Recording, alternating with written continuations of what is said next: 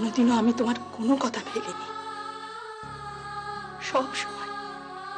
সব সময় আমি তোমার সাথে ছায়ার মতো দেখেছি। কিন্তু আমি তো শুধু তোমার বউ নই, আমি তো মাও। চুপ করে আছো কেন? কি হলো? উত্তর দাও, বলো তানি কি অপরাধ? তানির স্বপ্ন, ওর যাওয়া, সবকিছু ছিল আমি না জানার ভান করে রেখেছি। তুমি তোমার পিতৃত্বকে গলা টিপে মারতে পারো, কিন্তু আমি তো তানির মা। ওকে বিনা দোষে শাস্তি পেতে দেখতে পারবো না। সুমনা। হ্যাঁ মা। সুমনা, তোমার শ্বশুর মশাইকে দেখেছো? হ্যাঁ, কালকে রাতে তো তানি স্কুলে যাওয়া নিয়ে বাবা খুব রেগেছিল দেখেছি। কেন মা, বাবা কি বাড়িতে নেই? দেখো না, কাল মানুষটা সারা রাত বাড়িতে ফেরেনি। কি সর্বনাশ! এসব আপনি কি বলছেন মা? ভগবান না করুক বাবা যদি রাগের মাথায় ভালো মন্দ কিছু একটা করে বসেন। সুমনা, কি তুমি সাত সকালে এরকম বাসি মুখে অমঙ্গলে কথা বলছো?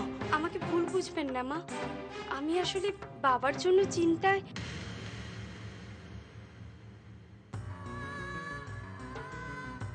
আমার বাবাকে রক্ষা করো ঠাকুর, আমার বাবাকে রক্ষা করো। দেখো আমার বাবার জন্য কিছু না, কিছু না। মাদল, কি রে, কি পড়ে পড়ে ঘুমাচ্ছিস? ওঠ না। কি হয়েছে মা? দেখ না, তোর বাবা সারা রাত কালকে বাড়ি ফেরেনি। একবার গিয়ে দেখ না মানুষটা কোথায় গেল। হ্যাঁ মা, দেখছি।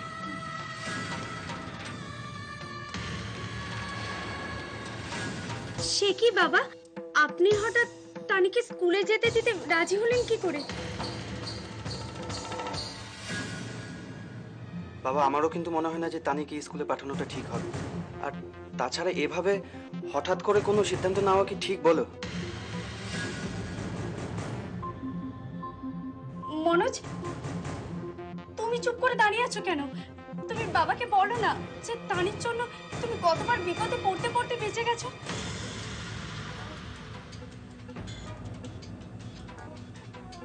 সেই মেয়েকে কি এভাবে ছেড়ে দেওয়াটা ঠিক হবে বাবা? জল অনেক দূর গড়িয়ে গেছে।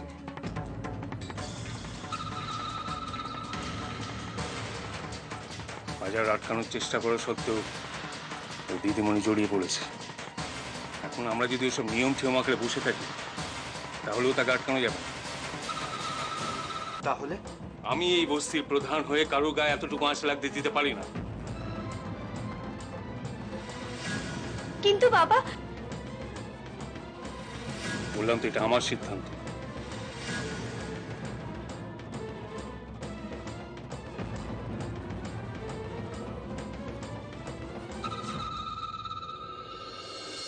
ও, তানি কামাল করে দিয়েছে।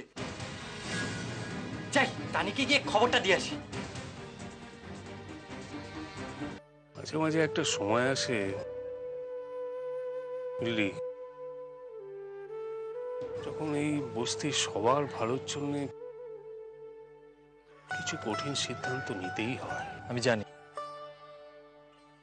বস্তির প্রধান জগন মণ্ডল কখনো ভুল সিদ্ধান্ত নিতে পারে না।